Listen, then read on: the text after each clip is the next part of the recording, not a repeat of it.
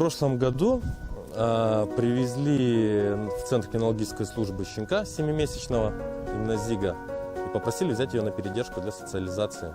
Забрал ее домой и, так скажем, запала в душу, понравилась. Она была активная, она играла, ей было все интересно, она ничего не боялась. И в дальнейшем видел ее именно как своего напарника. Понравилось именно то, что она ничего не боялась.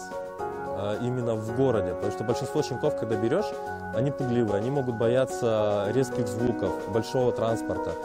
А в ней она была настолько именно веселая, эмоциональная, ей хотелось играть, она ничего не боялась, она не видела в чем-то угрозы. Когда с ней занимаешься именно с мячиком, да, ее любимая игрушка это апортик, апортировочный предмет, мячик,